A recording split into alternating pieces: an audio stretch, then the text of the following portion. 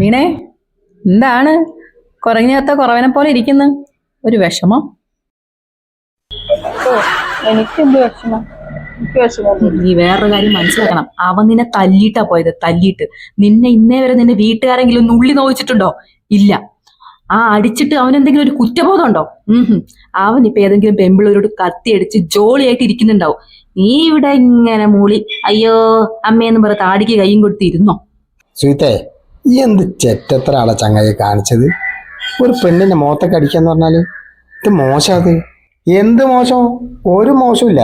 അല്ലെങ്കിലും ഓക്കൊന്ന് കിട്ടാത്തതിന്റെ കുറവുണ്ടായിരുന്നു. ഓളെ വായിലാവ് അങ്ങനത്തെ അല്ലേ? നീ കൊടുത്തു തന്നാടാ. വിളിച്ചൂടെ? അത് വിട് വീണേ. നിന്നെ തല്ലിയതാ, അത് മറക്കണ്ട.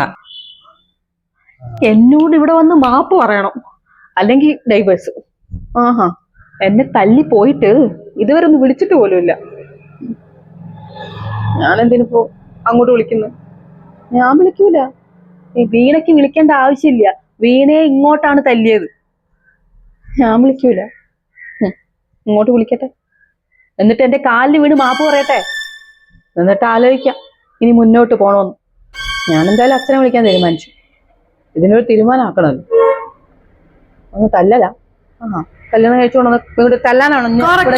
ഒരു പെണ്ണിനെ കല്യാണം കഴിച്ചുകൊണ്ടുവരുന്ന ഇങ്ങനെ തല്ലിക്കൊല്ലാനാണോ? നിന്റെ ഭാഗത്ത ന്യായം ഒന്നും നോക്കണ്ട. അവൻ നിനക്ക് അവൻ ചേർന്നതല്ല. സത്യം പറഞ്ഞ നിങ്ങളും യാതൊരു ചേർച്ചയില്ല. അവനെങ്ങ് ഡൈവേഴ്സ് ചെയ്ത് കളാ. വേണ്ട, ഇനി അവനെ വേണ്ട.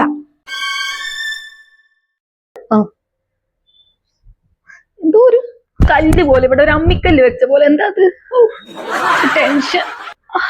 അത് ഗ്യാസിന്റെ ആയിരിക്കും. ഒരു വായുഗുളി കഴിച്ചാൽ മാറും. ഈ ഓനെ വിളിച്ച് 4 എണ്ണം പറഞ്ഞിട്ട് ഡൈവേഴ്സിനുള്ള ഏർപ്പാട് നോക്ക്. ഇപ്പൊ തന്നെ വിളിച്ചു പറ. വേണ്ട, വിളിച്ച് 2 എണ്ണം പറഞ്ഞാലോ? അതാണല്ലേ, വിളിച്ച് 2 എണ്ണം പറയാം. ഇങ്ങോട്ട് വിളിക്കേ.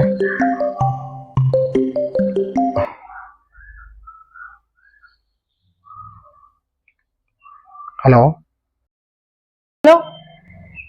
പിന്നെ വരുമ്പോ എന്തെങ്കിലും സാധനം വാങ്ങിക്കാനുണ്ടെങ്കിൽ അതൊന്ന് എഴുതിയിട്ട് വാട്സപ്പ് ചെയ്തു. അതൊക്കെ ഞാൻ വാട്സപ്പിൽ അയച്ചോളാം.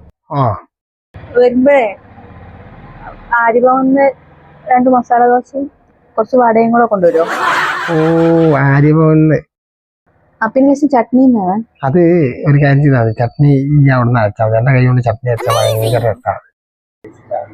വെറുതെ എന്നെ പൊക്കി അടിക്കാം. നോക്കട്ടെ, ഉണ്ടാക്കാൻ. എന്നാ ഈ ചട്നി അരയ്ക്കാൻ തുടങ്ങിക്കോ. ഞാൻ സാധനം വാങ്ങി മസാല ദോശ വാങ്ങിയിട്ട് അവിടെ എത്തിക്കൊടുക്കും. എന്നാ ശരി.